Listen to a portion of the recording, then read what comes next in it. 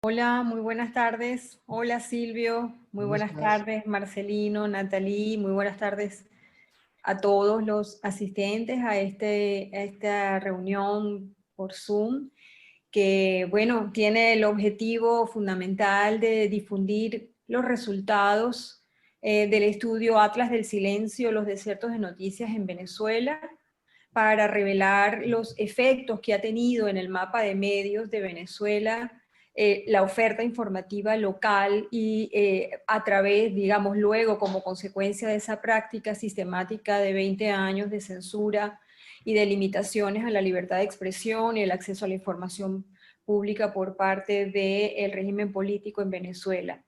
Este es un estudio que hemos ideado, hemos diseñado y realizamos durante este año. Bueno, la verdad que sorteando muchísimas barreras y problemas con toda digamos, la situación del COVID-19. Pero bueno, logramos llegar a 317 de los 335 municipios de Venezuela para poder explorar, preguntar, consultar y recabar esa información de cómo se está informando el venezolano, cómo está recibiendo esas informaciones, esas noticias locales y de qué manera está nuestro mapa geográfico marcado por espacios de desiertos informativos, de la imposibilidad de tener acceso a información local y de cómo ha sido pues, el desarrollo de esa actividad de los medios privados, de los medios públicos, de los medios comunitarios, ¿no? Nos acompañan y agradecemos muchísimo en esta presentación el profesor Marcelino Bisbal. Él es miembro de nuestro equipo de IPI Venezuela, presidente del Consejo Asesor y es investigador de la comunicación, profesor universitario, director de publicaciones de la Universidad Católica Andrés Bello en este momento, doctor en Ciencias Sociales de la UCB, especialista en semiótica, y ha sido director de los posgrados de Comunicación Social en la Universidad Católica y director de la revista de comunicación del Centro Gumilla. Pues además de eso ha tenido publicaciones sobre la comunicación y sobre las industrias culturales, el consumo cultural y el tiempo libre, y sus más recientes publicaciones, La comunicación bajo asedio, pues se suma a los más de la docena de libros de su autoría. También nos acompaña Silvio Weisbord, muy agradecida Silvio por estar aquí con nosotros.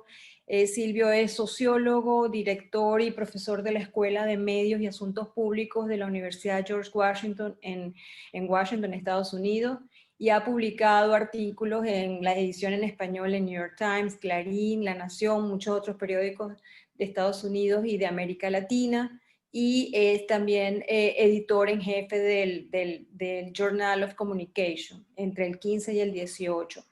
Bueno, también ha sido editor de revistas académicas y autor de más de 14 libros sobre los medios de comunicación, política y cultura, entre los que destaca especialmente Vox Populista, donde, bueno, analiza todo el papel y la función de los medios públicos y de cómo ese entramado de medios soporta, digamos así, el populismo y las nuevas formas de populismo en la región y en Estados Unidos, ¿no?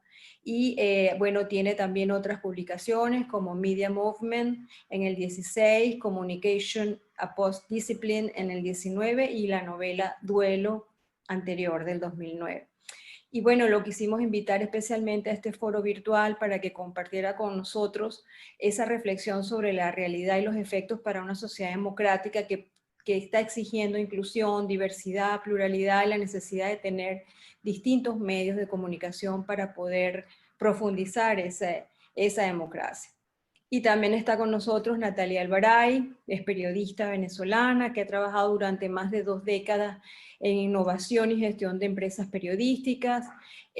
Bueno, también es parte de nuestro grupo de IPIS Venezuela y ha sido una promotora de transformaciones digitales y de redes de colaboración para el periodismo, investigación, la libertad de expresión, seguridad y sostenibilidad de medios. Y recibió la beca de periodismo John Knight Journalist Fellowship entre el 15 y el 16, pasó un año en la Universidad de Stanford, California, explorando esas conexiones entre innovación, pensamiento y diseño de periodismo y la economía digital. También está con nosotros Daniela Alvarado, que es periodista, investigadora y trabaja como coordinadora nuestra de libertades informativas y derechos digitales en IPIS Venezuela, y quien ha sido pues el alma y el espíritu de este proyecto de estudio Atlas del Silencio, los desiertos de noticias en Venezuela. Bueno, también estuvimos acompañados en este proyecto con un equipo de especialistas en estadística, liderado por Carlos Medina, también nuestra socióloga y directora de proyectos, Carolina Carrera, y bueno, más de 50 periodistas en todo el país que se dieron a la tarea de ayudarnos a recabar esta información y poder tener esta fotografía clara en este momento de qué está ocurriendo en cada rincón de Venezuela, para poder afirmar si hay allí un desierto informativo, qué sucede con los medios, cómo se están informando y cuál es la realidad que estamos viendo allí. Bueno, esta pequeña introducción, simplemente quiero dar el espacio para darle la palabra a Marcelino Bisbal, iniciar con él este evento, este debate, este espacio de intercambio, y conocer pues de parte de Marcelino, quien ha seguido de cerca cómo ha ido variando y evolucionando ese mapa de medios en Venezuela entre el momento en que empiezan a descalabrarse muchos de los principales medios tradicionales de Venezuela y empieza a erigirse una hegemonía comunicacional hasta llegar un poco, bueno, a esta realidad que nos revela muchos elementos contradictorios, sorpresivos, pero que de alguna manera profundizan lo que hemos estado nosotros registrando durante todos estos años, que tiene que ver con los efectos de esa sistemática limitación a la libertad de expresión, persecución a los periodistas, construcción de esa hegemonía comunicacional y en definitiva esa erosión de espacios de libertad y de espacios de comunicación en lo que es la situación venezolana, muy alejada de lo que es una democracia en este momento. Entonces, bueno, sin más quisiera darle la palabra a Marcelino Bisbal y entonces, bueno, a iniciar con él este debate. Muchas gracias. Bien, en primer lugar, pues saludar a los amigos, a Natalie, que tenía muchísimo tiempo que no te había visto, ni sabía por dónde andabas, pero me encantan las andanzas que has venido haciendo. Conocer a Silvio, saludarte Silvio, gracias por acompañarnos. Marianela, como decía al comienzo, tienes cara de madrileña, lo cual no te encaja muy bien, pero de verdad que es un gusto, Daniela, conocerte también, es un gusto compartir con ustedes un trabajo que hemos venido haciendo ya casi desde 22 años. Tengo que reconocer que esta nunca fue mi línea de trabajo, mi área de interés, mi línea de investigación, como llaman en el mundo académico, pero producto de las circunstancias, producto del proceso político que hemos estado viviendo y que seguimos viviendo, pues nos fuimos inclinando por este tema, es decir, conocer cómo el gobierno, lo que yo ya he dado en llamar en otras oportunidades el Estado comunicador, se ha ido configurando a partir del tema de las comunicaciones. Como decía alguien en una oportunidad, el gobierno puede improvisar en cualquiera de las otras cosas, pero donde realmente no ha improvisado es en el tema de las comunicaciones, en el tema de los medios de comunicación social. El papel de trabajo que he preparado, breve, lo he querido titular Crónica de un régimen comunicativo, que recoge de alguna manera, como decía Marianela, los ensayos y los libros que hemos venido publicando sobre esta temática. Digo por aquí, si el día de mañana nos visitara un antropólogo de otro planeta, siempre que esa profesión existiera por esos lados, y quisiera hacer un estudio, o mejor una antropología de la contemporaneidad desde la perspectiva de las comunicaciones y la libertad de comunicación que estuvo presente en la Venezuela desde 1999 hasta nuestros días, con toda seguridad tendría que acudir a los trabajos y estudios que el Instituto de Prensa y Sociedad Capítulo Venezuela ha venido desarrollando en los últimos años. Allí están sus investigaciones sobre la censura y autocensura en medios y periodistas de Venezuela, los registros periódicos sobre la situación del derecho a la libertad de expresión e información en el país, sobre el mundo de lo digital y su desenvolvimiento en el contexto venezolano, acerca de Internet y los derechos de los ciudadanos, el estado de la censura de Internet en Venezuela, en relación al tratamiento informativo en los días de pandemia, y ahora el IPIS nos sorprende y nos presenta esta estupenda investigación que lleva el sugestivo título de Atlas del Silencio, los desiertos de noticias en Venezuela. Según se nos dice, el objetivo central de este nuevo estudio es revelarnos los efectos que ha tenido en el mapa de medios venezolanos y la oferta informativa local la práctica sistemática de 20 años de censura y limitaciones a la libertad de expresión y el acceso a la información, tanto por parte del régimen del que desaparecido Hugo Chávez Frías y ahora el régimen de Nicolás Maduro. La vida de los venezolanos del presente ha venido atravesando, desde 1999 hasta el momento, una serie de mutaciones, transformaciones políticas, sociales, culturales y económicas que han devenido en una pérdida de nuestra calidad de vida y en la confiscación y declive de la ciudadanía y de la esencia de la República. En la Venezuela de hoy, nuestro participar en las cosas públicas, nuestro derecho a informar y ser informados, ha sido vulnerado a lo largo de todos estos años por una, me pregunto, revolución más militar que nunca. El resultado, ruinas y escombros, desmoronamiento de la convivencia social, despojo de todo aquello que funciona, establecimiento e institucionalización del resentimiento social como forma de dirimir los problemas, resemantización de las palabras para significar cosas distintas a lo que ellas quieren expresar, la aparición del fundamentalismo, de la intolerancia y del rechazo ante el que piensa distinto al poder, destrucción del quehacer político y de la política como acción en la que los hombres, respetándose por lo que ellos son y por sus ideas, buscan conjuntamente su bien y el bien de los demás.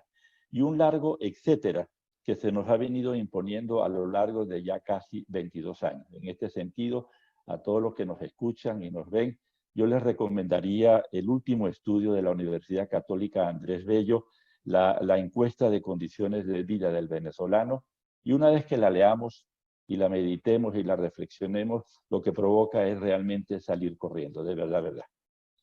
Hemos dicho en otros muchos eventos, lo hemos dejado por escrito en nuestros libros y trabajos de investigación, que el proceso político que inauguraba Hugo Chávez Frías comenzó a transformar las estructuras de medios de comunicación en el país. El régimen del presidente Chávez será el primero en la historia de Venezuela que asuma a plenitud y conciencia del poder que las comunicaciones representan para la sociedad, especialmente las comunicaciones radioeléctricas. Mi querido amigo Antonio Pascual, gran investigador y profesor en nuestro país, lo dijo con claridad cuando afirmó: el chavista es el primer gobierno del país que comprende la importancia capital de las comunicaciones para modelar sociedades, y es una lástima que haya aplicado esa comprensión a la causa equivocada. Allí están las palabras del propio presidente Hugo Chávez en aquel momento. Decía, por ejemplo, en el año 2001, he sostenido un complejo sistema de relaciones con los medios de comunicación social, como parte de un choque histórico de fuerza. Luego, en octubre del mismo año, en el 2001, llegó a decir: los medios de comunicación son enemigos de la revolución, léase medios de comunicación del sector privado comercial. Luego, en el 2002, llegó a decir en un gran evento en las torres del Centro Simón Bolívar: a los medios les digo, agarren sus periódicos, los enrollan bien enrollados y se los meten en el bolsillo. 2002. Y luego, ya en el 2006, dijo claramente: la comunicación es demasiado sensible para que haya demasiada autonomía en los medios. Y podemos seguir encontrando citas. Hay todo un texto que publicó la Fuerza Armada Venezolana sobre las frases dichas por Hugo Chávez Frías en todos los ámbitos de la vida. Allí nos vamos a encontrar aproximadamente unas 100 y tantas menciones que hizo Hugo Chávez Frías a lo largo de su vida, siendo presidente de la República, sobre el tema de los medios de comunicación social. Así, digo, la confrontación política se traslada al escenario de los medios de comunicación y se le hace ver al país y al ciudadano que es natural, socialmente hablando, la violencia y los atropellos contra los medios y sus periodistas. Podemos entender entonces tanto lo que fue el gobierno de Chávez como el del señor Nicolás Maduro, la importancia que le han dado al tema de los medios, porque son los medios y sus profesionales de la comunicación los que transparentan, unas veces mejor que otras, las deficiencias y la calidad de la gestión en el cumplimiento de sus atribuciones públicas. Porque la naturaleza y función de los medios como representantes de eso que han dado en llamar el cuarto poder es la de controlar e influir en la vida política y en la vida en sociedad, creando opinión a veces crítica, interesada y a veces inclusive manipulada. Estamos en presencia de lo que llamaremos un nuevo régimen comunicativo. Antes de que se iniciara ese proceso político en enero del año 1999, el sistema de medios de comunicación de aquel entonces nos ofrecía una fotografía en donde el sector privado comercial era dominante en cuanto al número de unidades comunicacionales y el sector público de medios u oficiales era realmente insignificante, no solo en relación a la cantidad de medios, sino también por su bajísimo impacto. El llamado tercer sector de medios, es decir, los medios comunitarios y o alternativos, era apenas una referencia teórica, era apenas una referencia académica. Pero el paisaje mediático que hoy nos ofrece el país es muy distinto a aquel. Hoy contamos con un sector de medios privados que, si bien es cierto, es mayoritario todavía, no tiene el peso y la incidencia de aquel momento. El mismo ha sido muy cercenado por una sistemática violación de los derechos de comunicación de la que han sido víctimas empresarios de medios y periodistas, por supuesto, con incidencia en los ciudadanos como emisores y perceptores. Igualmente, el crecimiento desordenado y orientado políticamente de los medios comunitarios, a fin de sufrir una instrumentalización ideológica y propagandística, soslayando de esta manera el poder democratizador que esas mismas comunicaciones tienen y pueden tener. Y por último, la existencia de una hegemonía comunicacional en donde los medios del gobierno en funciones de Estado, que supuestamente debían ser de todos los venezolanos, por lo tanto, medios realmente públicos, han pasado a ser instrumentos de la facción política en el poder. Desde los sucesos de abril del año 2002, el golpe de Estado, y finales de ese año y comienzos del 2003, el llamado paro nacional, el gobierno se da a la tarea de conformar una estructura comunicacional gubernamentalizada sin precedentes en el país, ni siquiera sin precedentes en América Latina. Así como perfilar una política pública frente a los medios privados. Lo dijeron altos personeros del gobierno de aquel entonces.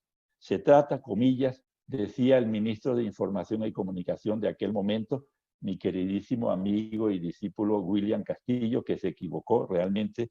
Se trata de una operación comunicativa trazada para la contrainformación, la guerra informativa y la confrontación ideológica, decía William.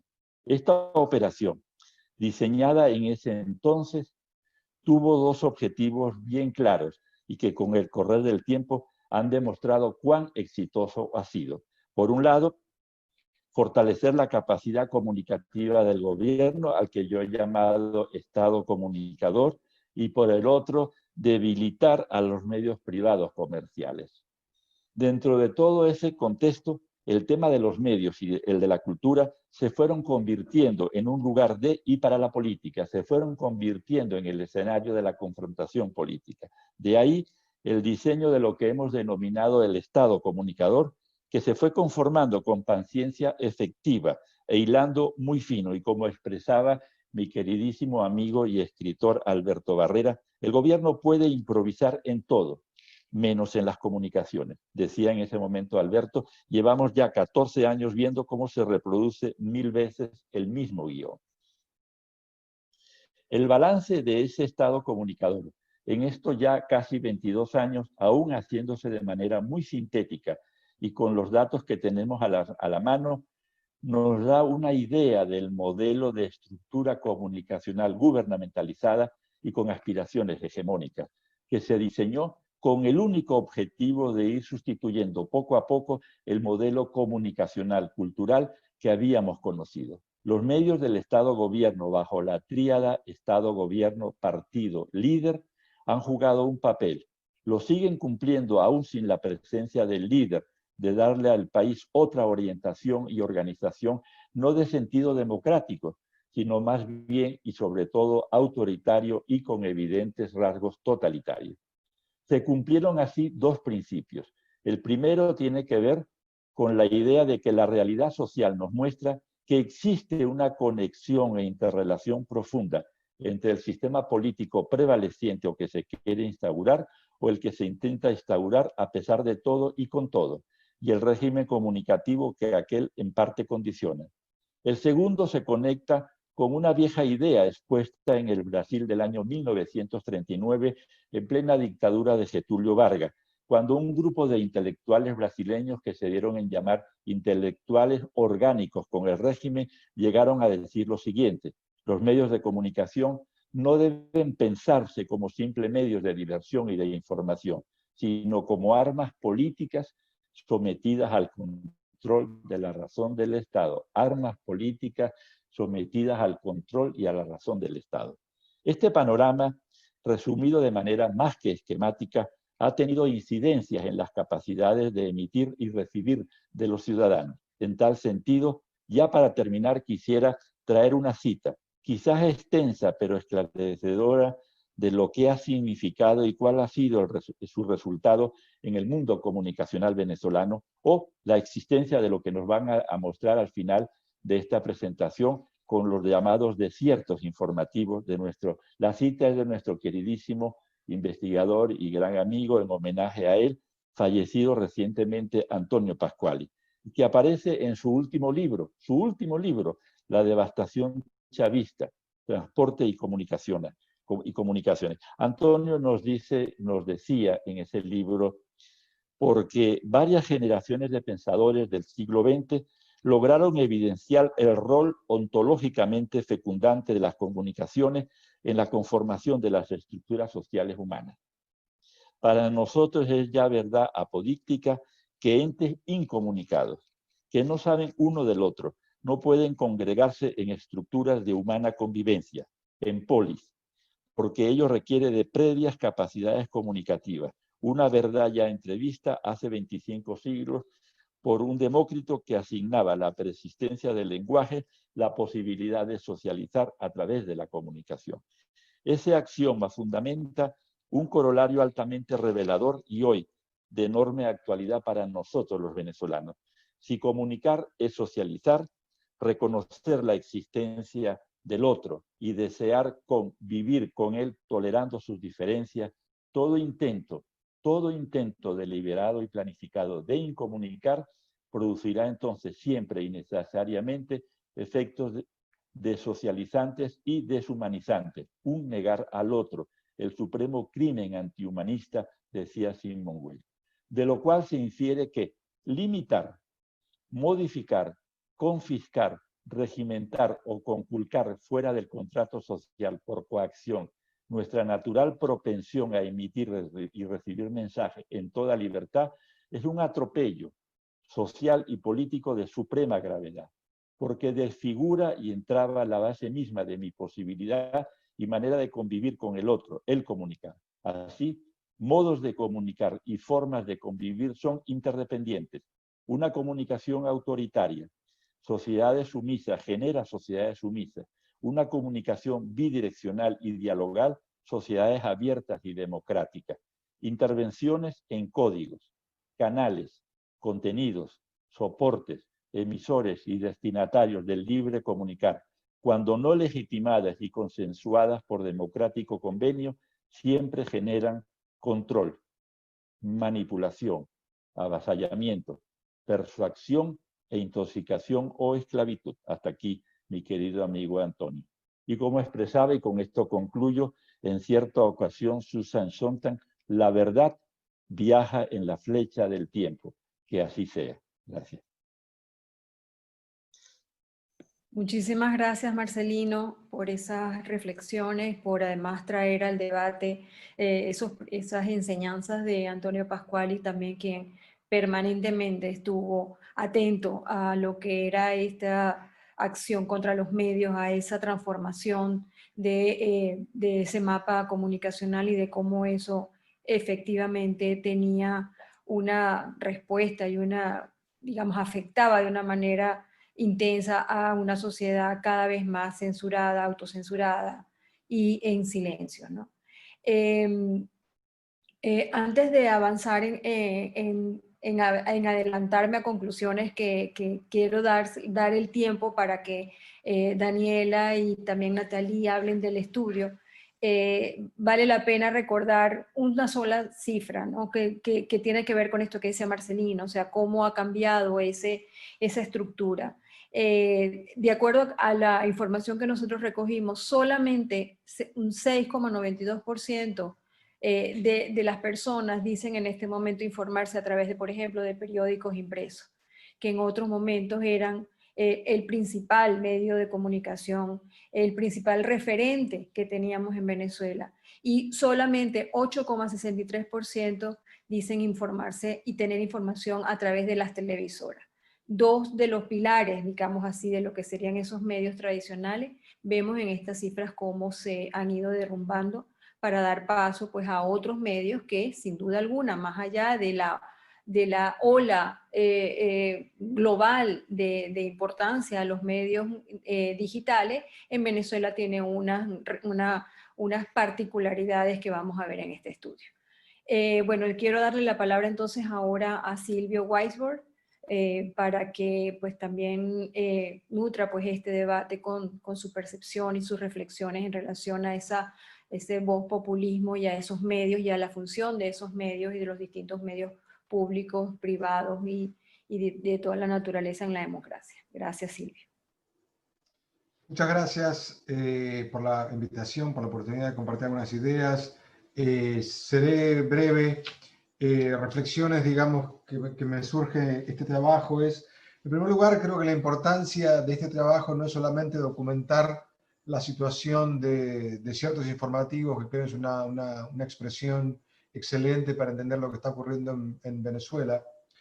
Y creo que es importante porque comúnmente entendemos el desierto informativo no en situaciones de autoritarismo, sino en situaciones como un producto del fracaso del mercado, del sector privado en producir información original. Y de hecho los trabajos en Estados Unidos y en otros países sobre desiertos informativos hablan justamente de que es producto de la revolución en la industria de noticias y la migración de recursos publicitarios del sector privado tradicional fundamentalmente a plataformas digitales, lo cual ocasiona estos desiertos informativos, ya que empuja el cierre de medios, fundamentalmente medios periodísticos. Y creo que la contribución original de este trabajo es que entender que el desierto informativo no es solamente un resultado de esta revolución en el mercado de las comunicaciones, sino que también es producto de la intervención estatal, como lo acaba de explicar Marcelino. Y creo que esto es importante no solamente para entender la situación actual en Venezuela, sino para entender las diferentes causas de estos desiertos informativos.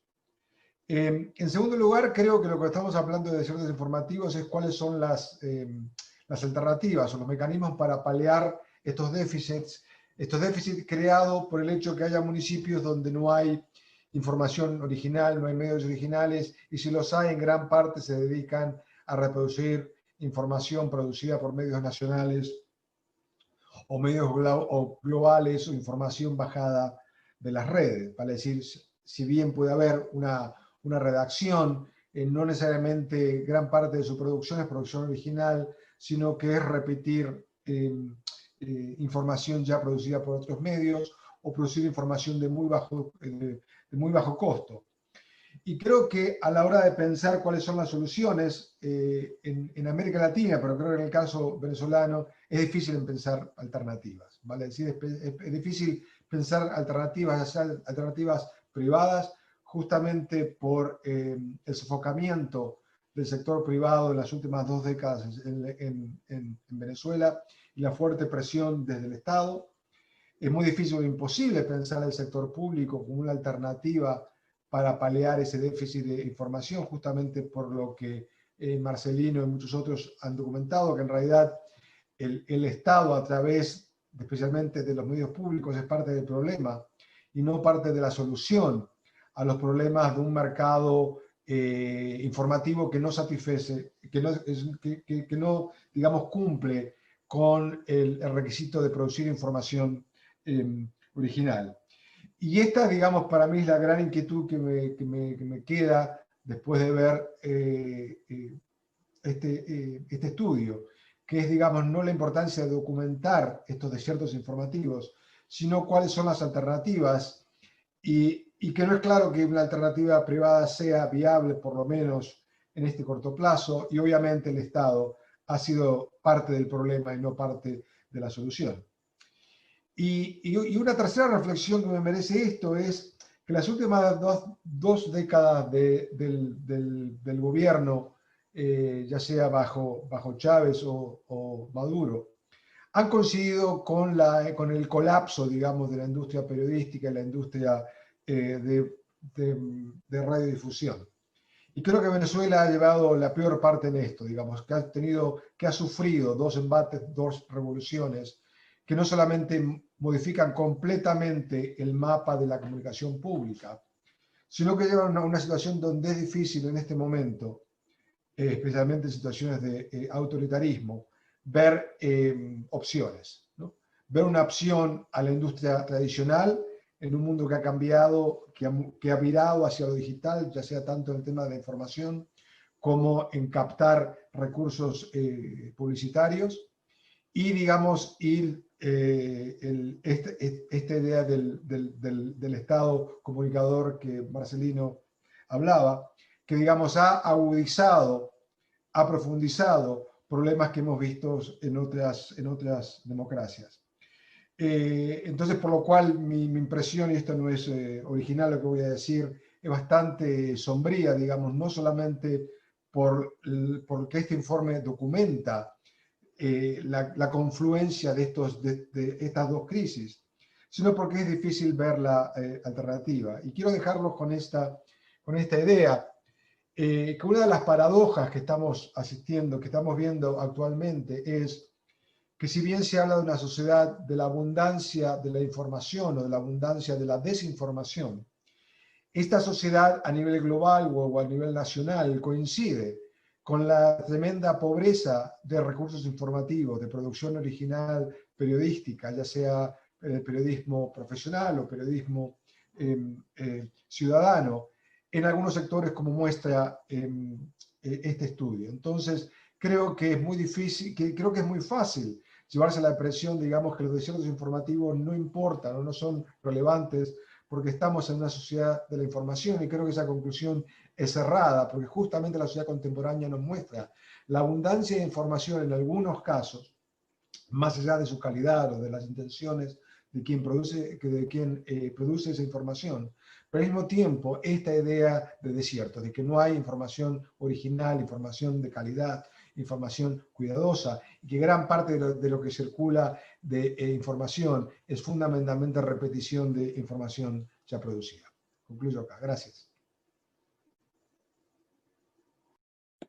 Muchísimas gracias, Silvio, por tus apreciaciones. Efectivamente, en Venezuela la situación ha sido muy particular, ¿no? Porque efectivamente no hay desde lo privado aparentemente una solución para esto. Muchos de los resultados también del estudio están marcados por la activísima participación, por ejemplo, de portales digitales que han sido o han nacido en esta última etapa, en estos últimos 4 años, gracias, por ejemplo, al tema de la cooperación internacional. Entonces, hay unos espacios realmente que están tratando de subsanar esa información, esa falta de información como bien dice, el local, esa falta de información de calidad además, y que viene de ese otro espacio, que muchas veces la gran discusión allí es qué tan sustentable es ese tipo de medios de comunicación que han surgido, y que en una transición, qué posibilidad tienen de continuar, de permanecer, de convertirse en medios realmente importantes y determinantes en el espacio venezolano, ¿no? Bueno, por ahora creo que van a surgir muchas otras ideas en el transcurso del debate. Quiero darle la palabra ahorita a Natalie Alvaray, quien fue la persona que justamente nos habló inicialmente de este concepto de desiertos informativos, desde esa perspectiva de que no es tan poco un tema de falta de información, de noticias, de voz local, de grupos minoritarios, de grupos que sencillamente pues se han quedado sin voz, y que no es necesariamente un tema geográfico, y creo que desde ese punto de vista Natalie puede aportarnos mucho algunos elementos. Adelante. Sí, hola, gracias a todos. Voy a compartir unas láminas y voy a empezar lo que llaman los memes la sesión espiritista. ¿Me ven? ¿No me ven? ¿Me dejan compartir? Dani, no tengo permiso para compartir. ¿Me puedes ayudar, por favor? Gracias. Sí. Y les voy a echar un poco el cuento de cómo surgió esta idea, de una conversación de Nela y yo hace ya un año, y yo contándole mi experiencia con la investigación de desiertos informativos en Estados Unidos. Estoy aquí haciendo así como en la tele porque todavía no tengo el permiso para compartir, pero ya lo voy a tener. Listo. Okay. Ahí viene.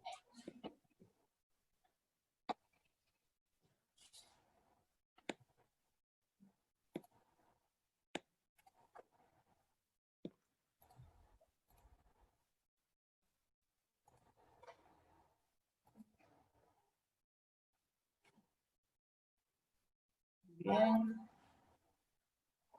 Y ven mi pantalla, ¿verdad? Porque yo no los veo a ustedes. La idea empezó, yo conocí este estudio que lo empezó a hacer la Universidad de Carolina del Norte sobre desiertos informativos en el 2016, y luego lo ha repetido durante 3 veces, y ha llevado la cuenta y el estudio de lo que ha pasado con los periódicos en Estados Unidos desde el año 2004, donde ha hecho esta investigación con datos en con los más de 3.000 condados que conforman el país. En la última edición, que fue publicada un par de meses luego después del primer confinamiento, muestran que en 15 años en ese país se han cerrado 2.100 periódicos, hay más de 1.800 comunidades que no tienen medios, y ha habido un 50% en la reducción de periodistas y de lectores, mostrando entonces un panorama bastante desértico, que tiene que ver fundamentalmente con la ausencia de información local. Recordamos que en Estados Unidos hay 3 medios nacionales, el New York Times, el Wall Street Journal y el USA Today, son los 3 grandes medios nacionales, y todos los demás medios son regionales o locales, y una miríada de más de 6.000 medios, pequeños medios locales. Las razones de la existencia de estos desiertos son muchas, algunas las han ido mencionando. El cambio del modelo de negocio tradicional, donde se perdió la publicidad que venía, se fragmentó en las distintas vías para recibirla, la propia fragmentación de los lectores, los periódicos dejaron de ser la única alternativa, la preeminencia del volumen por sobre el valor de la información, expresada en una idolatría del tráfico y del volumen que da el tráfico para poder recibir el dinero que viene de los anuncios, pues los bajos sueldos que tradicionalmente han tenido los medios, no solo en nuestros países, sino también en Estados Unidos. Una cosa que llamamos GAFA, y no me estoy refiriendo a la gente de GAFA ni nada, sino son las siglas con las que tradicionalmente se llama a los 4 grandes, Google, Amazon, Facebook y Apple, quienes han monopolizado los ingresos vía anuncios y también la producción de información y de ese tráfico. La eficacia de la basura.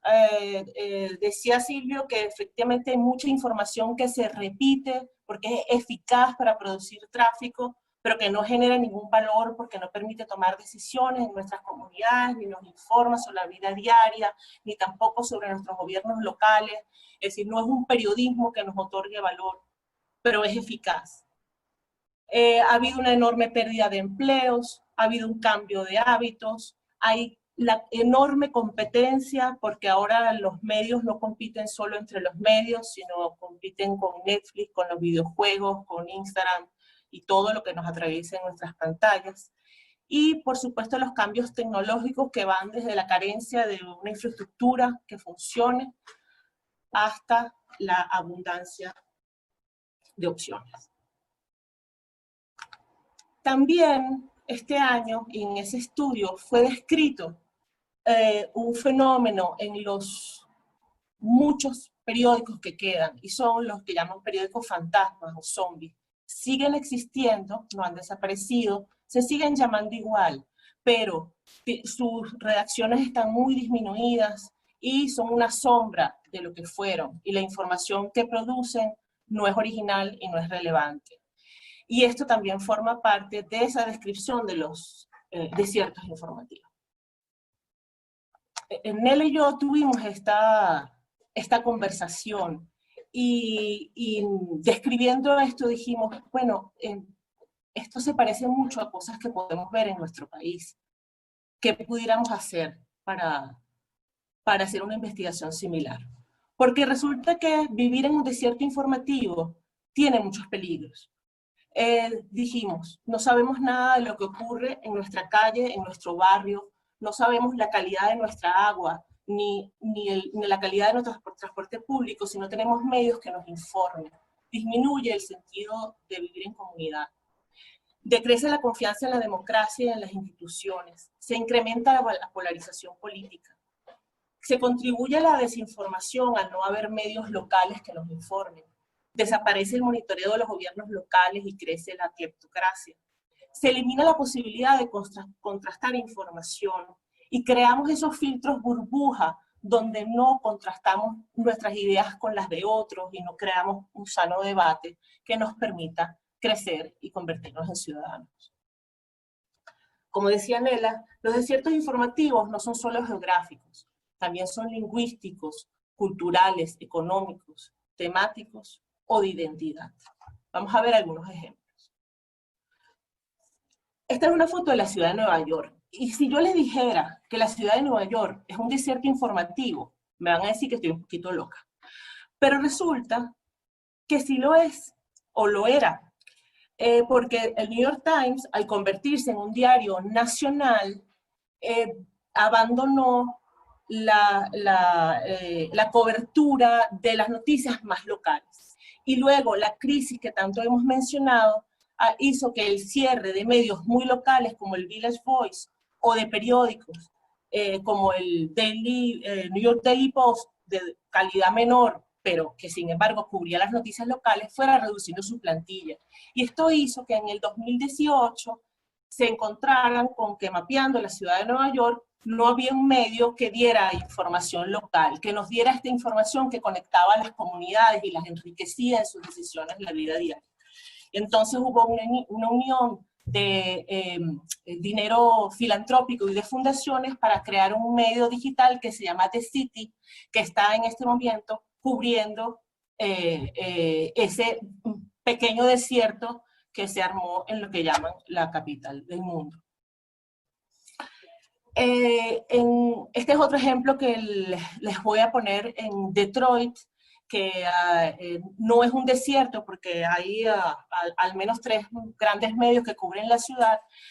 Existía una carencia de información para los sectores más pobres de la ciudad sobre el tema que más los preocupaba, que era el tema de la vivienda. No tenían acceso a información sobre hipotecas, la calidad de la vivienda, leyes, y una emprendedora decidió montar este medio que se llama Outlier Media. Outlier es el extraño, el externo, el de afuera, y lo que hizo fue crear información sobre habitabilidad y casas que entrega a sus usuarios vía SMS por demanda, ¿no? Entonces, de esta manera y con este medio, ella buscó cerrar este desierto informativo en una ciudad como Detroit. Otro tipo de desiertos, que son los económicos, pero pueden ser cubiertos con la colaboración y las alianzas, algo en lo que en Venezuela estamos muy acostumbrados y hemos usado muchísimo en los últimos años. Esta alianza que les quiero comentar ahorita, que se llama Broken Philly, digamos, podría ser traducido como pelando en Philly, es la unión de 19 medios de la ciudad de Filadelfia, todos pequeños, que cubren noticias sobre la economía, ¿no? en esta ciudad. Y en este año crearon un canal, como lo ven ahorita, en español, porque se dieron cuenta que había un vacío o un desierto para esta población en español que no recibía este tipo de noticias. Ejemplos de medios en español para desiertos informativos, hay muchos en los Estados Unidos, no solo en español, sino en otras lenguas o para otras culturas. Otro ejemplo posible para trabajar temas de desiertos, y es el de la polarización, donde nadie se está escuchando y todo el mundo está hablando en su propio discurso. Lo trabajaron este par de emprendedores con una metodología que ellos llamaron periodismo de diálogo. Y ellos, preocupados por la calidad del discurso en su país, reunieron a 100 personas de California. 50 de ellas estaban a favor de poner unas leyes más duras para la inmigración y 50 de ellas en contra. Y las juntaron en un grupo de Facebook durante un mes e invitaron a 4 periodistas para escuchar la conversación, moderarla y además ofrecer información que les permitiera conversar. Pues resulta que lograron que al menos estas personas se escucharan. Y entonces hicieron crecer este experimento. Y en su segunda vuelta ya reunieron a 100 personas para hablar del porte de armas a favor y en contra. Y el más reciente reunieron a más de 800 mujeres en un experimento que se llamó The Many, las muchas, para hablar sobre todos los temas derivados del Me Too, previo a las elecciones del 2018. Este otro caso es algo que también conocemos bien en Venezuela, de cómo una organización se alía con medios para dar formación a periodistas y empresas, pequeñas empresas periodísticas locales, para formarlas sobre periodismo de investigación. Digamos, IPIG es una de ellas. Que hace esto, y es darle las herramientas que incluyen periodismo de datos, investigación, diseño y medios sociales para poder investigar temas y para poder combatir la cleptocracia local. Este último ejemplo que les voy a contar es un ejemplo muy bonito que tiene que ver con periodismo, pero tiene que ver con arte y tiene que ver con identidad. Este es un medio de Alabama, el Alabama Media Group, que buscando generar innovación en su equipo de video y de fotografía, contrató a una cineasta por unos meses para que hiciera un trabajo sobre la población de Alabama, que era uno de los estados más pobres del sur de los Estados Unidos. Y ella se le ocurrió la idea, se la propuso al periódico, y lo hicieron juntos, de filmar a gente normal, común y corriente, recitando el canto a mí mismo de Walt Whitman. Y terminó en este hermosísimo documental donde están personas del Estado el tendedero, el panadero, las señoras del ancianato, los niños de la escuela, recitando el poema. Y ustedes me dirán, ¿y esto qué tiene que ver con periodismo?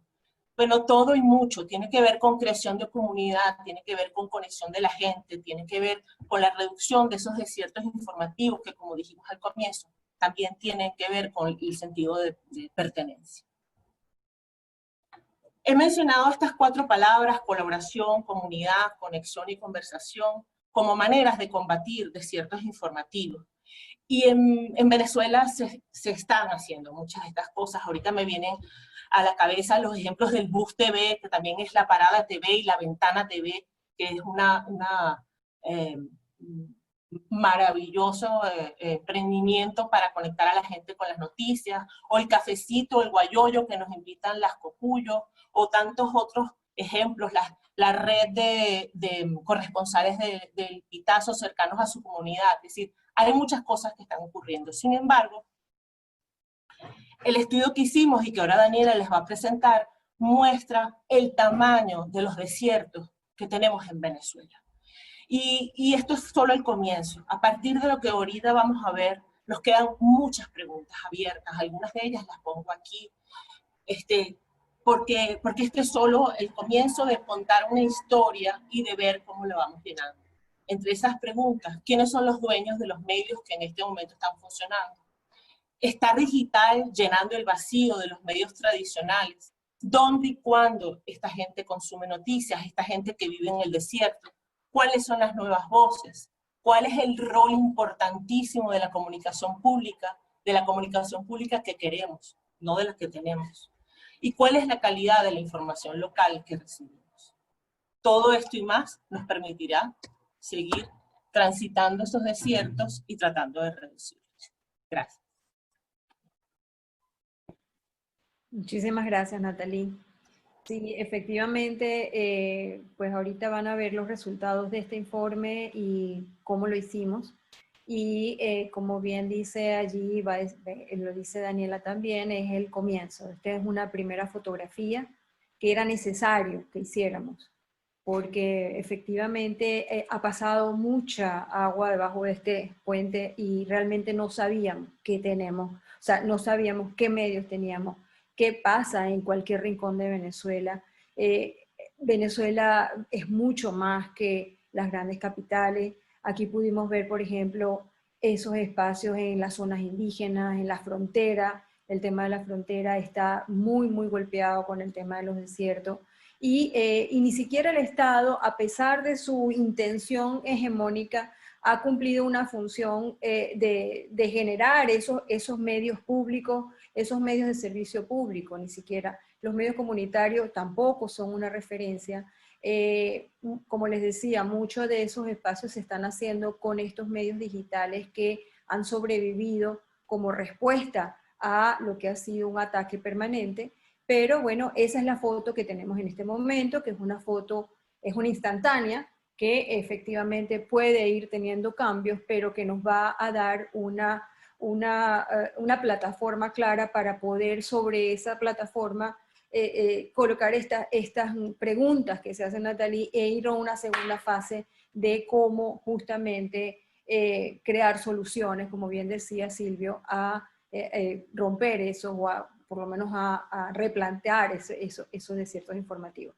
Entonces, bueno, quiero darle la palabra a Daniela, quien va a dar los resultados del informe. Además, ustedes pueden verlo ya en nuestra página web, cómo es esta fotografía en este momento y bueno, y por supuesto que luego seguimos con este encuentro.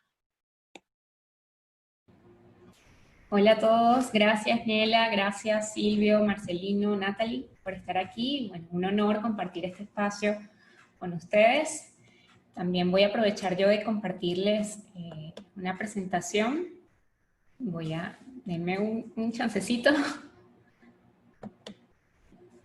A ver.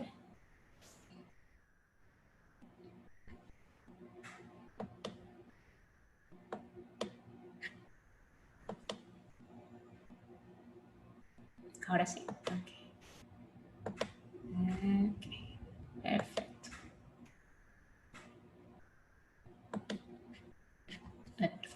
Ok. ¿Pueden verla? Ok.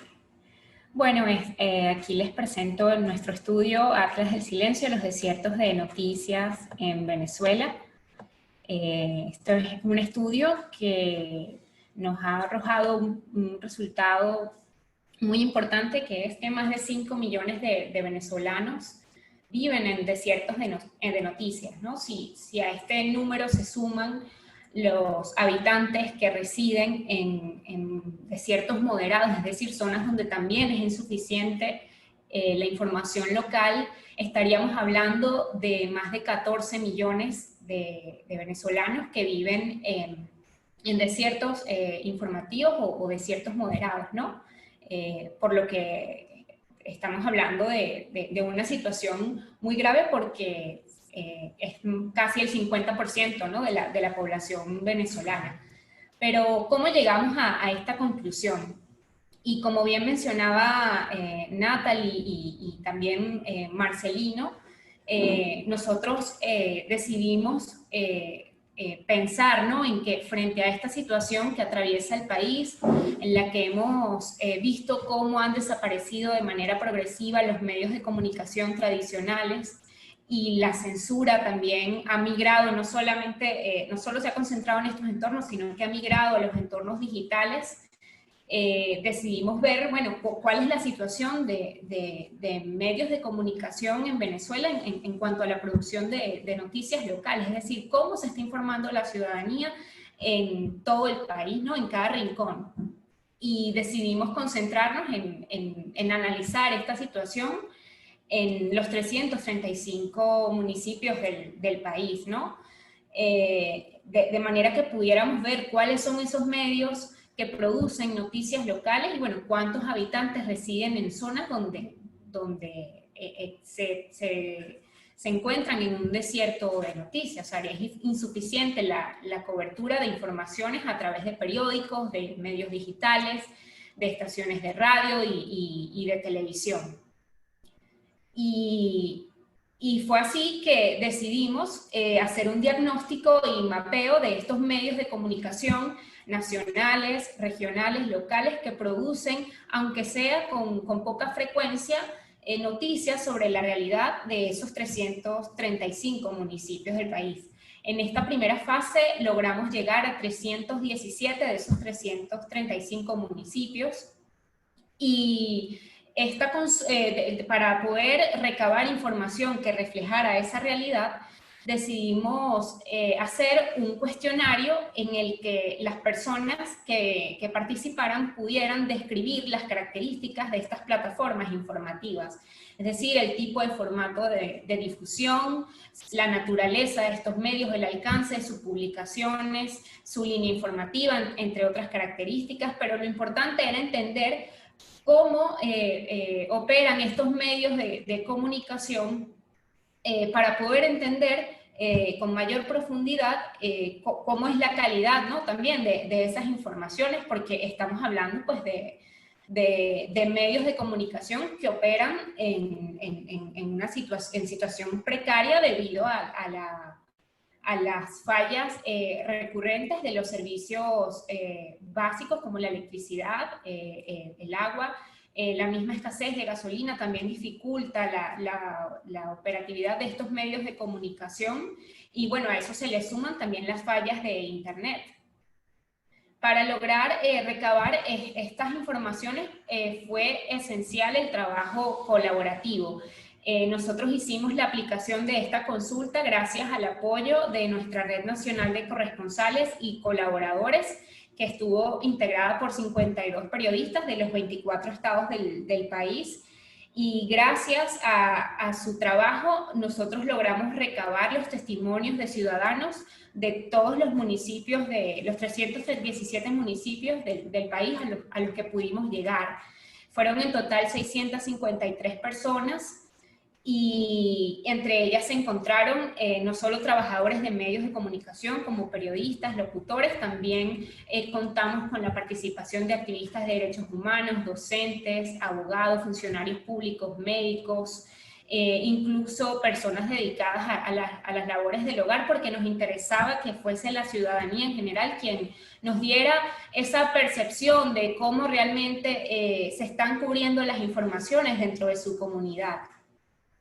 Y esta tarea fue realmente un desafío para todo el equipo, porque, como les mencionaba antes, se tuvo que ejecutar no solamente en medio de la situación de confinamiento generada por la pandemia, sino en medio, pues, de todas las precariedades que vivimos en Venezuela, cuando no tenemos luz, cuando no tenemos internet, y pues cuando tenemos que lidiar, ¿no?, con una serie de obstáculos que claramente dificultan que podamos tener una comunicación efectiva con otras personas. A veces lográbamos que este cuestionario se pudiera enviar y llenar en línea sin problema, pero también fue importante el trabajo que se hizo a través de entrevistas por vía telefónica, cuando las telecomunicaciones también funcionaban, ¿no?, que pues es otro inconveniente al que nos enfrentamos hoy en día en Venezuela. Y a partir de esos testimonios fue que pudimos ir identificando cuál es la situación en esos municipios del país a los que pudimos llegar, y a partir, ¿no?, de ese registro entonces pasamos a hacer una clasificación de la información, y también fue clave el acompañamiento de un equipo de estadísticos en esta fase. Pues a partir de ese análisis pudimos confirmar que los datos suministrados fueran consolidados y verificados. Y sí me gustaría aclarar en este punto que, a pesar de que se realizó este proceso de verificación, estamos hablando de una base de datos que sigue siendo propensa a errores, debido a que es una base de datos muy grande, que se basa en los testimonios cualitativos de los participantes, y que, por supuesto, se trata de un estudio cuyo análisis se irá actualizando a medida que podamos tener nuevas informaciones.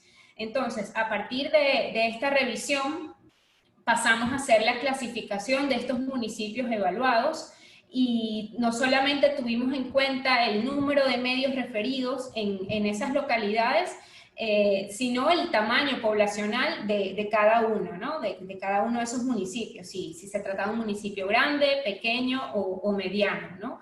Y tomamos como referencia el número de habitantes referido por las proyecciones demográficas del Instituto Nacional de Estadística, con base en el censo de 2011. Entonces, dependiendo del tamaño del municipio, se asignó la categoría de desierto informativo, desierto moderado y no desierto. Si pueden ver la presentación, notarán que en el caso de los municipios pequeños y medianos, si se reportaba ningún medio o uno solo, estábamos hablando de un desierto informativo. En los municipios pequeños, si se referían hasta 2 medios, ya pasaba a ser un desierto moderado. Y si se referían 3 medios o más, entonces ya estamos hablando de una localidad donde es suficiente la presencia de medios de comunicación para abastecer, ¿no?, las informaciones a esa comunidad. En el caso de los municipios medianos, si se refieren de 2 a 3 medios, ya pasa a una situación de desierto moderado, y si se referían 4 medios o más, entonces ya está en una situación de no desierto. Y por último, en los municipios grandes, de 0 a 2 medios, se considera un desierto informativo. Estamos hablando de municipios donde hay más de 100.000 habitantes. En el caso de los medianos son menos de 100.000 y más de 5.000, y en el caso de los municipios pequeños estamos hablando de municipios que tienen hasta 25.000 habitantes. Y bueno, en los municipios grandes, de 3 a 4 medios, se considera desierto moderado, y no desierto si se refirieron 5 medios o más. Luego de esta clasificación, pudimos concluir que de los 317 municipios evaluados, 90 son considerados desiertos de noticias, 122 son desiertos moderados y 105 no son desiertos informativos. Estos resultados también reflejaron que en Táchira se concentró el mayor número de desiertos de noticia, con un total de 11 municipios en esta categoría, y de los 29 que comprende esta entidad, también hubo un número considerable de desiertos moderados. Fíjense que solamente 6 municipios de este estado no son desiertos de noticias, ¿no? Y esto también refleja un poco lo que comentaba Nela, bueno, también se trata de ver los municipios donde justamente están ubicadas las zonas fronterizas. En el caso de las comunidades indígenas, también notamos que en estados como Zulia, del Tamacuro, Amazonas, Apure, justamente en estas localidades se evidenció una situación de desierto informativo o de desierto moderado de noticias. Otro hallazgo importante es que de las 1.113 respuestas que logramos recabar en esta primera fase, el 47,53% de las menciones corresponden a medios digitales. Esto también lo mencionaba Nela en un principio, y esto pues quiere decir que justamente los medios digitales pues tienen, digamos, el alcance quizás más amplio, ¿no? Dentro de esta disponibilidad de medios de comunicación, que bueno, fue seguido por las estaciones de radio con un 36,93% y las televisoras en un 8,63%, y solo el 6,92% de los participantes refirieron a medios impresos, ¿no? Entonces vemos que en los municipios evaluados lideran, ¿no?, los medios digitales en un 68,7%, seguido por las estaciones de radio. Estamos hablando de dos formatos que no solamente son tipos de medios de comunicación que predominan por su cantidad, ¿no? Son medios que operan, ¿no?, en su mayoría porque son muchos, pero además son medios pues que pueden lidiar con las dificultades de una forma pues más sencilla, porque pueden adaptarse, ¿no?, mejor a esas restricciones. Sin embargo, en el caso de las fallas de acceso a Internet, que vienen también acompañadas de bloqueos arbitrarios y que ya hemos visto cómo restringen el acceso de medios de gran alcance en el país, como lo es el Pitazo, las estaciones de radio también deben lidiar con las fallas en el servicio eléctrico e incluso con los mismos inconvenientes que trae la escasez de gasolina. Otro hallazgo importante es la de emisiones en el caso de los medios de naturaleza privada. La mayoría de los participantes refirió que los medios que producen información local en sus comunidades son privados, mientras que los comunitarios solamente se encontraron en el 13,66% de las menciones, y los estatales en el 6,65% de las menciones. Y esto debe estar relacionado con que la oferta de contenidos en el caso de los medios privados e independientes sí ofrece una variedad que no está atada a las informaciones oficiales, ¿no?, de forma tan recurrente, ¿no? Y creo que eso es importante tenerlo en cuenta. Y justamente se relaciona pues con este otro punto en el que vimos cómo el 74,12% de las menciones a medios son de línea informativa no oficial, y solo el 25,88% hace referencia a medios de línea informativa oficial, ¿no? Entonces, justamente estas informaciones sobre estas realidades locales de zonas geográficas específicas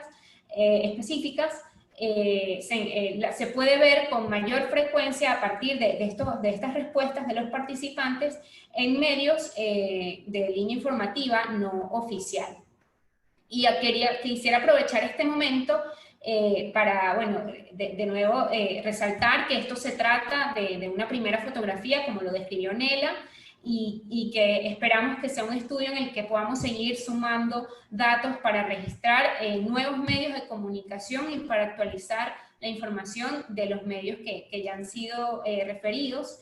Y también quisiera aprovechar este momento para mostrar lo que es el atlas y que puedan tener una idea, ¿no? de cómo pues, navegar, ¿no? por este microsite y que puedan pues, consultar todas estas informaciones que nosotros hemos podido recabar en estos 317 municipios.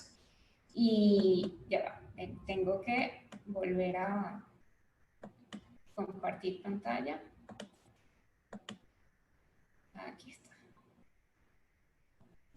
A ver.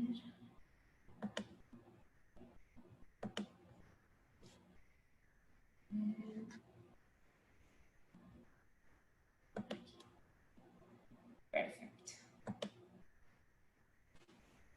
Bueno, si pueden ver, ok, ya que ahora no carga.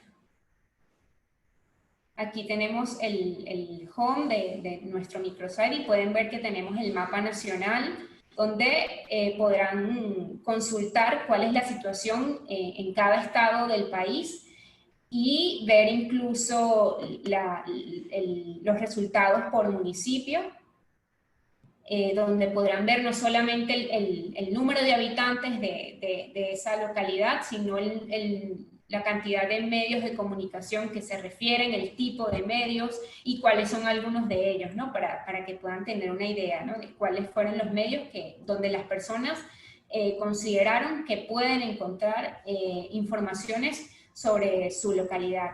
En este microsite no solamente compartimos esa situación de cada municipio y estado del país, también pueden ver los resultados generales en las infografías e incluso pueden ver algunos relatos que pudimos trabajar para este momento en el que ponemos en contexto, ¿no? Justamente estos hallazgos y damos cuenta de esa realidad que viven algunos estados del país como Apure, Bolívar, Mérida, Zulia, Táchira, y pues que puedan ver, ¿no? dentro de un contexto, ¿no? que les permita visualizar esa realidad local y regional que experimentan los ciudadanos de esa comunidad. Y bueno, eso sería el final de mi intervención y bueno, eso, rescatando también las preguntas que hacía Natalie al final de su presentación. Yo creo que este trabajo realmente permite esa posibilidad, ¿no? Esa plataforma de la que hablaba Nela, de pensar, ¿no? qué iniciativas pudiéramos trabajar para llegar, ¿no? quizás a poder reducir el impacto de esta ausencia de medios que difundan información local en Venezuela y también, ¿no? seguir desarrollando este estudio para poder tener una fotografía más profunda y precisa de lo que es realmente esa realidad que estamos enfrentando en Venezuela en cuanto a las restricciones de acceso a la información sobre lo que ocurre en nuestra realidad geográfica específica. Gracias. Vale. Muchísimas gracias, Daniela. Bueno, aquí está el trabajo que se ha hecho durante este año. Creo que hay, digamos, hay unos resultados que nos abren pues, la posibilidad de discutir y me gustaría allí escuchar a Marcelino, en relación, por ejemplo, a cómo vemos esa contradicción de una mayoría de medios llamados privados, pero que en definitiva sabemos que hay una fragmentación muy grande de esos pequeños medios. Sabemos también que la acción directa de un gobierno autoritario ha sido justamente comprar medios masivos, comprar medios nacionales, comprar medios que tenían mayor penetración en las audiencias. Así pasó con el Universal, así pasó con Últimas Noticias, con Globovisión. Vemos cómo además a través de todo ese andamiaje legal, administrativo, burocrático, ha acabado pues con medios como incluso lo que ahora se ha reducido, por ejemplo, un diario como El Nacional o como el Impulso, o sea, medios que han tenido que pasar a plataformas digitales, pero sin un modelo de negocios que uno sienta que es producto de esa evolución, como bien hablaba Silvio, sino de una sobrevivencia prácticamente. Vemos también cómo entonces ese mapa de medios está marcado por la presencia de medios digitales independientes que han surgido de esta nueva, digamos, sector apoyado por la cooperación, por las donaciones, por búsquedas, por co-funding, cantidad de recursos, ¿no? Y que están, digamos, de alguna manera supliendo esa falta de medios que existía antes, ¿no? Pero entonces vemos esa fragmentación, vemos que existen estos medios sin mayor incidencia en lo que es el debate nacional y me gustaría preguntarle pues a Marcelino cómo interpreta esta primera resultado de este estudio que hemos hecho.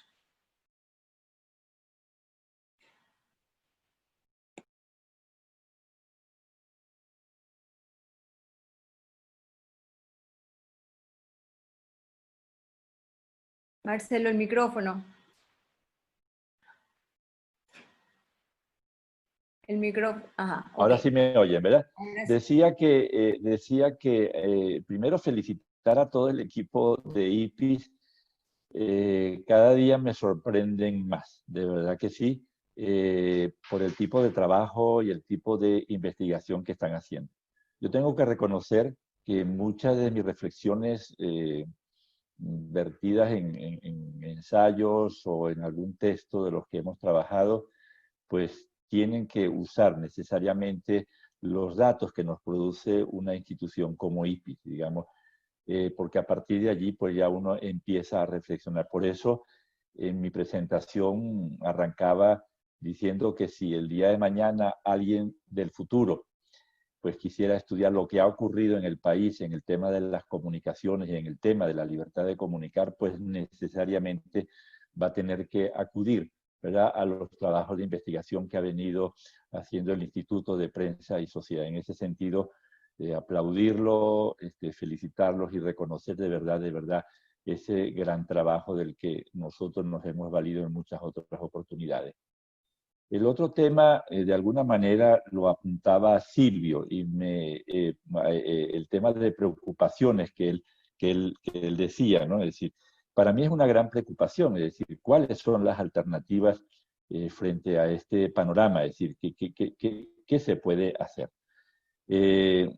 Pues normalmente en esto se apunta hacia, o miramos o nos inclinamos hacia el mundo de lo digital.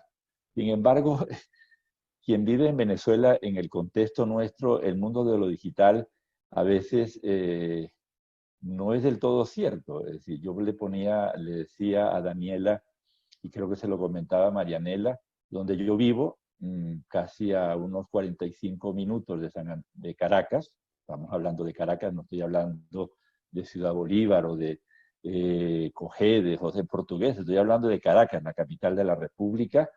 Desde el mes de septiembre del año pasado, más de 100 familias no tenemos internet, no tenemos telefonía fija y nos tenemos que valer de un multibank con toda la inestabilidad que produce un equipo como este. Si eso ocurre a 45 minutos de Caracas, imagínense lo que pasa en Cojedes o en Portuguesa o en cualquiera de los pequeños estados del país o regiones dentro de cada uno de esos estados. Entonces, por supuesto, lo digital es una alternativa, pero no es tampoco la alternativa. En ese sentido, por los problemas que tenemos en el país de conectividad. La velocidad de banda ancha en Venezuela es una de las más bajas de todo el continente. Nosotros estamos por debajo de Haití. Y luego, en el tema de lo digital, nosotros entramos al mundo de lo digital, sobre todo los portales, que hay portales realmente estupendos, excelentes, donde grupos de periodistas muy jóvenes están haciendo allí un gran esfuerzo.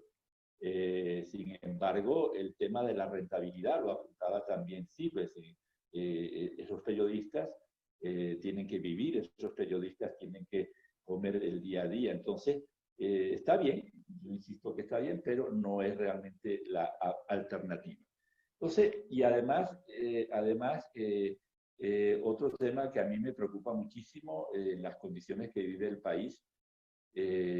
Cuando uno revisa los datos de la encuesta venezolana, producido por la Católica, el ENCOVI, y ve los datos sobre la pobreza en este país, sobre la seguridad alimentaria en el país, etcétera, entonces uno entiende, cuando hace encuestas de opinión pública, uno entiende que cuando a la gente se le pregunta por el tema de la información, no es un tema relevante para ellos, no es un tema relevante para ellos. El tema de ellos es cómo alimentarse todos los días. El tema de ellos es cómo salir a trabajar todos los días en un país donde hoy por hoy el tema de la gasolina es crítico. Es decir, la última vez que yo le puse gasolina a mi carro, yo pasé 9 horas en una cola. El taxista que hoy me trajo acá ha tardado hasta 3 y 4 días para echar gasolina. Entonces, el tema de la información no es relevante para el grueso de la ciudadanía venezolana, que tiene que resolver el día a día, que tiene que resolver su cotidianidad. Otro punto que a mí también me preocupa muchísimo es con los jóvenes. Cuando uno conversa con nuestros jóvenes y les pregunta si para ellos el tema de la libertad de expresión o el tema de la libertad de comunicar es un tema relevante, o si les preocupa, te ponen una cara de extrañeza, y uno al final siente que no les preocupa ese tema. Es decir, nosotros hace años hicimos una investigación a nivel nacional con el profesor Juan Nicodemo y todo un grupo de estadísticos muy cercanos también a IPES, que han trabajado en IPES. Y el tema de la libertad de expresión no es un tema relevante. Es decir, cuando vivía todavía el presidente Hugo Chávez y se dieron la cantidad de expropiaciones a medios que se dieron, los niveles de censura y que generó niveles de autocensura muy importantes, a la ciudadanía ese no era un tema que le preocupaba demasiado, estaba metido en otra cosa. Cuando tú entrabas a conversar con esa ciudadanía, decirle, pero mire, el tema de la libertad de expresión, como decía Pedro Níquez, es un tema total, es un tema globalizante. Si usted no tiene la posibilidad de protestar porque le falta el agua, porque le falta la gasolina y no tiene dónde insertar esa protesta, es decir, entonces ahí el tema de la libertad de expresión juega un papel muy importante. Pero en términos generales no es un problema. Entonces, no lo ven como problema. En este momento, por ejemplo, para que vean donde los desiertos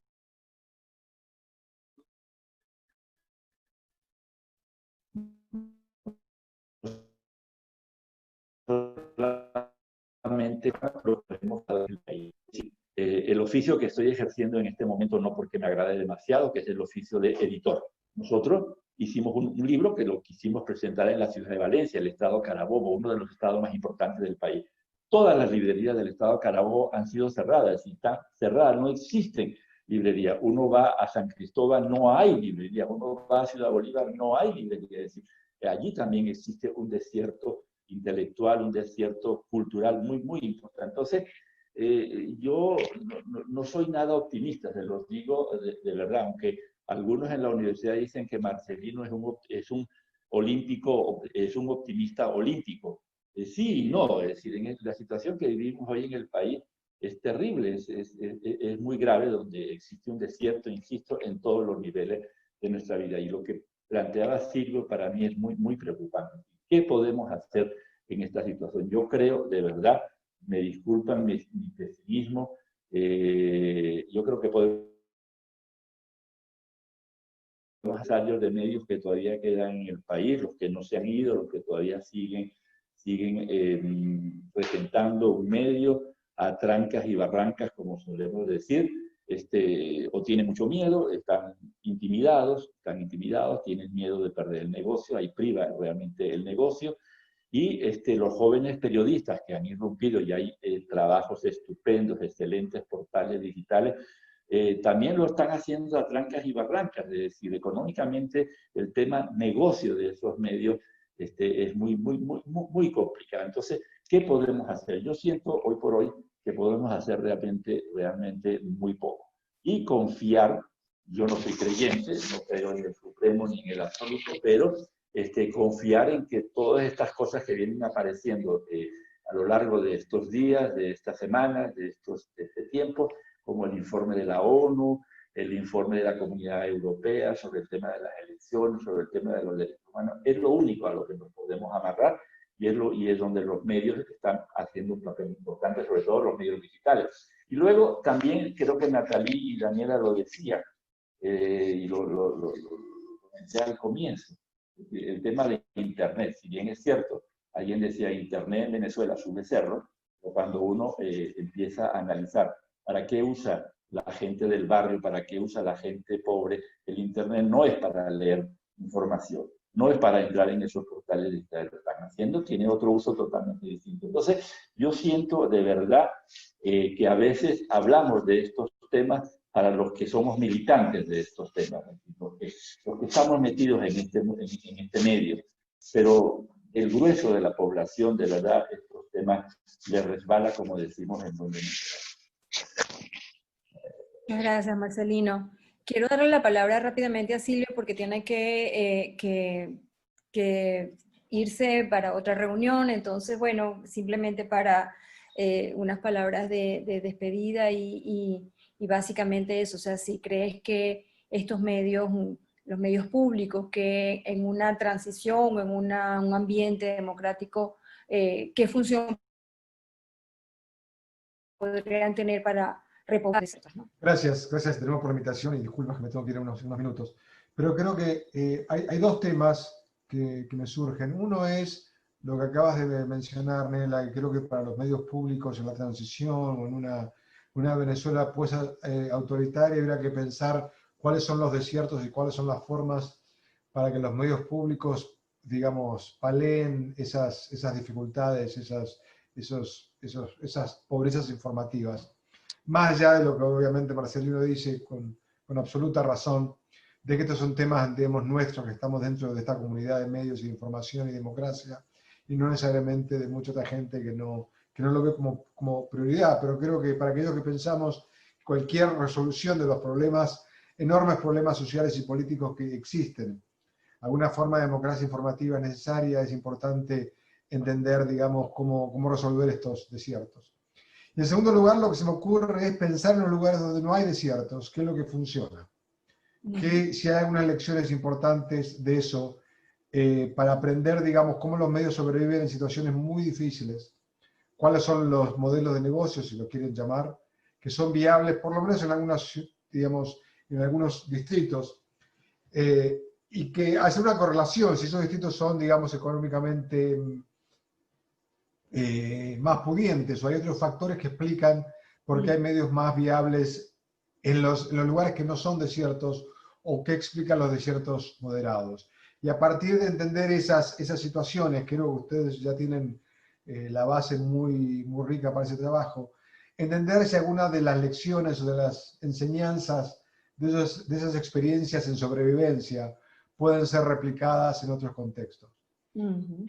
Quizás hay medios digitales que son como ONGs, que funcionan no solamente como medios periodísticos, sino funcionan consiguiendo recursos, haciendo otros trabajos, pero al mismo tiempo son usinas de información, que no son, digamos, entidades puramente periodísticas, o que hay un modelo de filantropía local acotada que puede funcionar, o que están asociados a grandes empresas, digamos, que tienen medios periodísticos por diferentes razones. Entonces, un poco de desmenuzar cuáles son las excepciones a los desiertos para entender las condiciones de viabilidad y de recuperación. Y lo digo esto, digamos, porque si bien comparto el pesimismo, digamos, de Marcelino, creo que es importante entender dónde encontrar la esperanza, ¿no?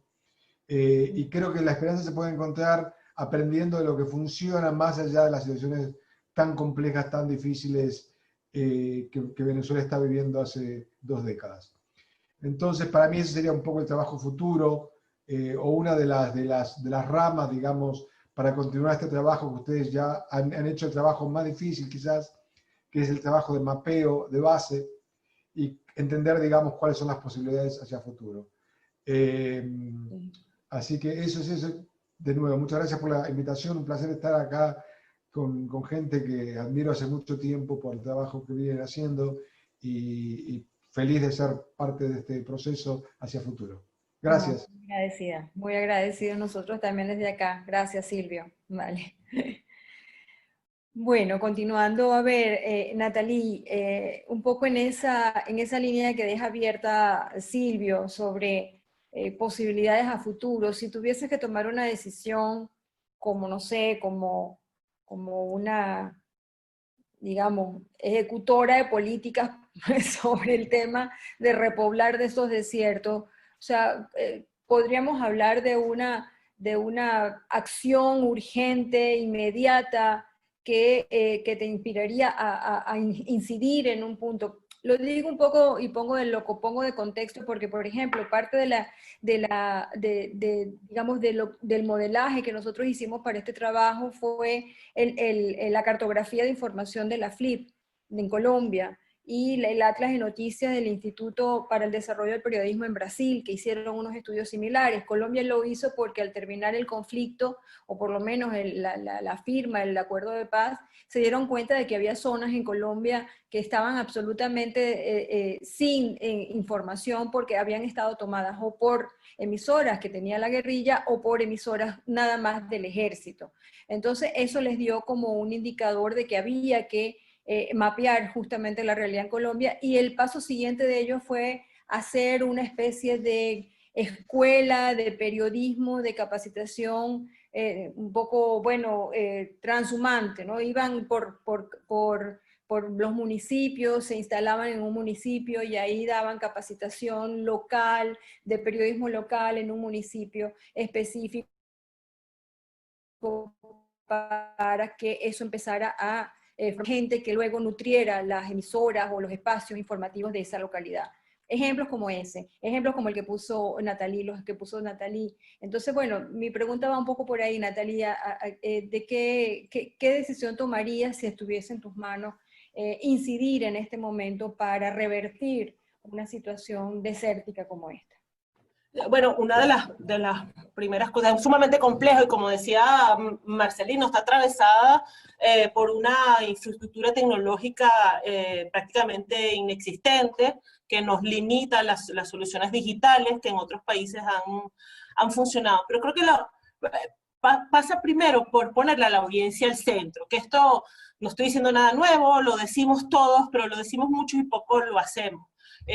No, decimos la gente no consume ya los medios y tal vez porque no está consiguiendo ahí las cosas que necesita para tomar decisiones y que tengan incidencia en su vida. Y yo propondría experimentar con cosas como pequeñas, es decir, hablar con la gente de las distintas localidades y qué necesita esa localidad en términos de información. Y más que hacer un bautizo con manguera, hacer unas digamos, cápsulas, puede llamarlo cápsulas de información como más personalizadas y más adaptadas a esa comunidad. Estoy hablando de la primera cosa. Pienso en la experiencia que está haciendo Danisbel Gómez desde hace mucho, y las hacía desde Últimas Noticias, y las hacemos todo el equipo con la unidad de participación ciudadana y los consejos de lectores, y esa idea permanente de estar escuchando a los lectores de la audiencia y poniéndolo al centro. De esa manera, digamos, es un primer paso para construir. Yo creo que los medios digitales tienen tal vez más incidencia y más peso, por supuesto en los lugares donde la conexión es posible, y bueno, esa es una limitación que habría que buscar superar. Por eso es que la experiencia del bus es tan bonita, porque busca superar el tema tecnológico y acercarse a la gente, ¿no? Y ese pienso que sería como los primeros pasos. Además que sin duda sería un camino para conectar justamente con esa otra audiencia que no es como bien decía Marcelino, o sea, no es la audiencia de periodistas, de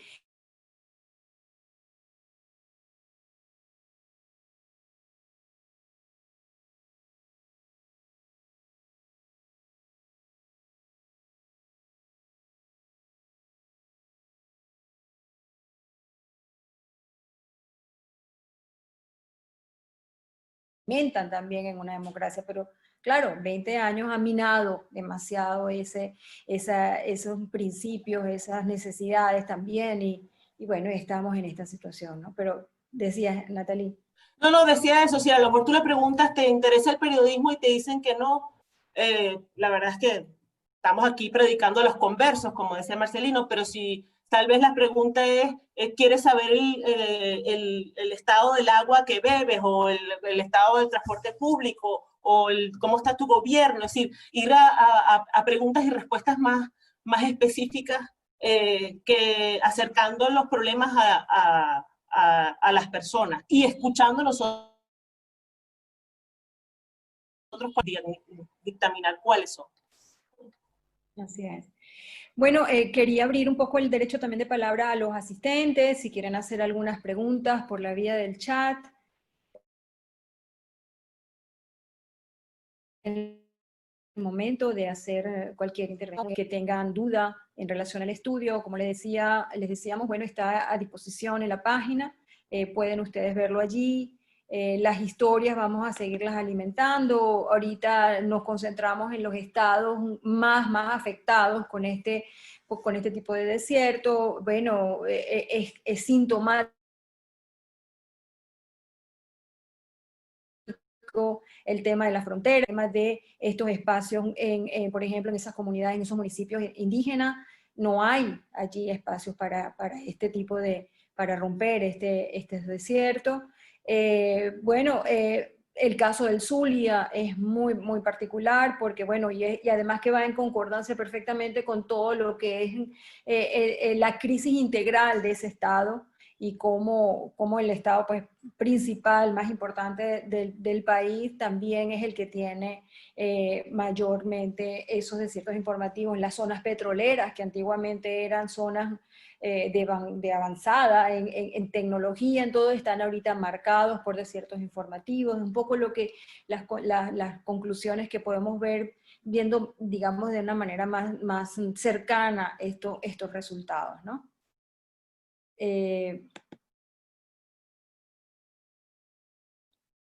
Dice, bueno, Raiza Uribarri, hola Raiza, nos pregunta si hay alguna lista de medios por municipio. Bueno, Daniela puede responder esa pregunta. Efectivamente, nosotros recogimos esa información y sí hay medios, sí hay esas listas, ¿no? Daniela. Sí, efectivamente, cuando se pueden ver los resultados, no solo por estado, sino por municipio, se especifican cuántos municipios se refirieron y se mencionan la mayoría de esos medios, perdón.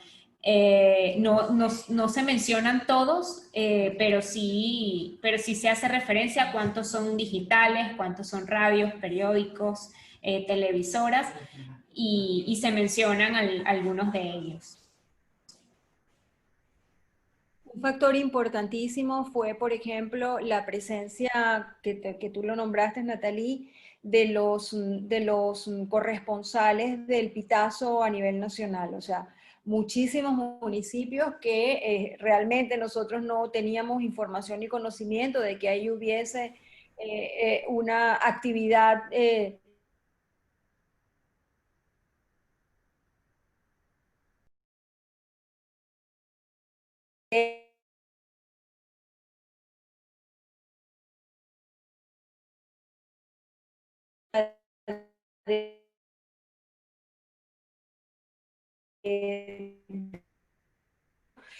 al referirlo, las comunidades, la gente decía, bueno, sí, tenemos este acceso a esta información, pues, ¿no? Pero son, digamos, esas sutilezas que van surgiendo cuando uno ya entra en otras capas del estudio y que, bueno, y que es el trabajo que tenemos que seguir haciendo a partir de hoy cuando tengamos ya muchos de esos datos todavía más a la mano, ¿no? A ver, aquí creo que hay...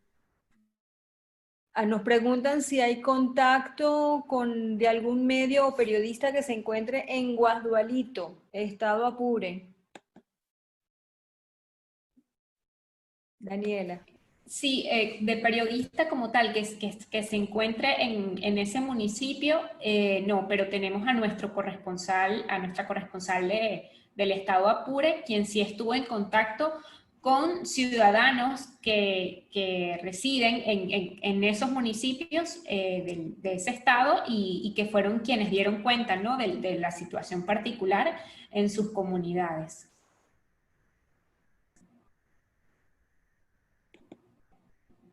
Bueno.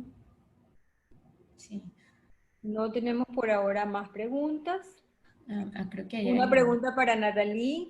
¿Podría referir a alguna iniciativa en América Latina que describa bien un medio que ejerza la escucha activa de las audiencias? Natalie. Me vas a disculpar que en este momento no pudiera dártelo porque he centrado el trabajo que he hecho en investigación en los últimos años que he vivido en Estados Unidos. De hecho, comencé a levantar una lista de esos temas, trabajando con la gente conectada con velocidad, con las aceleradoras y con el emprendimiento, pero digamos, no es el área donde en este momento tengo mejores ejemplos. Entonces no quisiera cometer una injusticia. ¿Okay? Gracias, Natalie. Sí. Sí, nos pide Jolvik Chacón si podemos colocar redes sociales del periodista que está en Apure. Te prometo, Raiza, que mis próximos ejemplos serán todos de América Latina.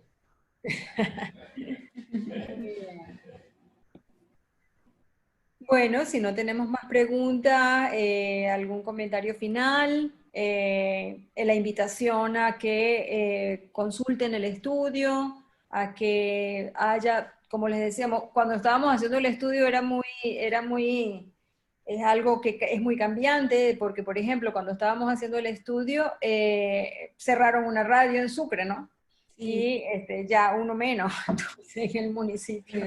Y así, ¿no? Esto está permanentemente actualizándose y pues el paso siguiente son estas líneas que nos han dejado aquí abiertas Natalie, Silvio, Marcelino sobre bueno, cuál es el trabajo a futuro, ¿no? Yo creo que hay grandes ideas allí sobre eso, cómo han sobrevivido algunos medios. Pienso, por ejemplo, en el Correo del Caroní, que se ha convertido en una alternativa allí en Bolívar, y bueno, y la resistencia que ha tenido ese medio de comunicación, sus trabajadores, por seguir dando esa información local, cómo se han crecido haciendo redes, haciendo sinergias con muchas otras medios, incluso latinoamericanos. Sin embargo, tenemos la zona indígena y las zonas de minería totalmente abandonadas, donde no sabemos qué pasa allí, no sabemos porque ahí además hay todo un tema de zonas tomadas por crimen organizado que impiden que se haga un trabajo con seguridad, ¿no? Son esas grandes contradicciones y que, bueno, yo como les decía, este mapa nos va a permitir ir focalizando pues en cada realidad, ¿no? Voy a ver aquí el chat, a ver si... bueno, exacto. Raiza dice que diste un ejemplo como es el Bus TV, efectivamente. Y bueno, nos felicitan por el trabajo, Jolvik Chacón, exacto, Clavel Rangel del Correo del Caroní, que es un ejemplo de su constancia y lucha a pesar de las adversidades, y es una tremenda aliada de IPI, siempre está en todos nuestros proyectos. Bueno, para despedirse, Natalie, Marcelino, Daniela, y pues nada, queda el estudio allí a la vista para disposición de todos. ¿Okay? Gracias, Nela, y gracias al equipo de trabajo que Carlos, Daniela, Nela, Carolina, y nuestras reuniones, extraño nuestras reuniones semanales, pero viene más. Sí, bueno, gracias a todos. Un gusto verte, Marcelino. Un gusto. Te escribo para echarte mis cuentos. Claro que sí. De verdad que ha sido... Sí. Daniela. No te... Sí. De verdad que ha sido un gustazo compartir con todos ustedes y con los que están conectados. Yo sigo siendo un optimista olímpico. Lo que sucede es que a veces la realidad te supera o te sobrepasa, de verdad. Yo he dicho en muchas oportunidades, yo soy un militante del mundo de las comunicaciones, pero uno a veces siente, sobre todo en el ámbito académico, que ese es un mundo que no está cercano a los otros mundos. Por ejemplo, en el mundo de los economistas o en el mundo de los politólogos, por mencionar solamente dos, que los tengo muy frescos en este momento. Insisto, por el ejercicio que me toca hacer hoy por hoy en el mundo universitario, de producir editorialmente algunos libros, algunos textos de análisis de la realidad del país, el tema de las comunicaciones suele ser ignorado, Es decir, se habla del colapso del país y se habla del colapso en términos económicos, en términos sociales, políticos, etcétera. Y cuando uno les pregunta a los coordinadores de esos libros, a estos autores, y el tema de las comunicaciones, bueno, ese es un tema del periodismo, eso no. Entonces, cuando uno entra a discutir con ellos y se percatan de lo importante que es el mundo de las comunicaciones, entonces se dan cuenta de lo que esto significa. Yo creo que un trabajo que tendríamos que hacer los académicos, las ONGs como IPI, es cómo logramos conciencia, cómo creamos conciencia en esos otros oficios, en esos otros saberes, de que la comunicación es muy, pero muy, muy importante. Ya lo decía nuestro querido Antonio Pascual, libertad de comunicar. Las comunicaciones son el peso específico de los otros saberes, de los otros mundos, y la gente no se ha percatado todavía de ello. Pero bueno, seguimos en esa militancia y seguimos trabajando por ello. De verdad que felicito a Nela, a todo el equipo, Daniela de IPIS, Natalie, encantadísimo de verte. Estás igualita, no tanto. Sí, a Raiza, que por ahí me escribió también. Saludo a todos de verdad por este gran trabajo, y que tenemos la obligación de los que nos movemos en el ámbito académico de divulgarlo y darlo a conocer y trabajarlo. Creo que un tema que estaría pendiente dentro de este desierto, pero es terrible, el gran trabajo que eso significa es analizar los contenidos, ¿verdad?, que se están difundiendo en términos informativos. ¿Qué calidad tienen esos contenidos? Pero bueno, eso para más adelante. O sea que IPIS tiene una larga tarea por delante para hacer otras tantas cosas mucho mejor y igual que esta. Gracias, de verdad. Gracias, Marcelino. Bueno, gracias a todos por estar aquí con nosotros, y pues nada, seguimos también en esta tarea y seguiremos informando también sobre este estudio y las muchísimas más informaciones que hay debajo de esas capas que logramos construir. Y muchísimas gracias. Gracias a todos. Sí. Chao.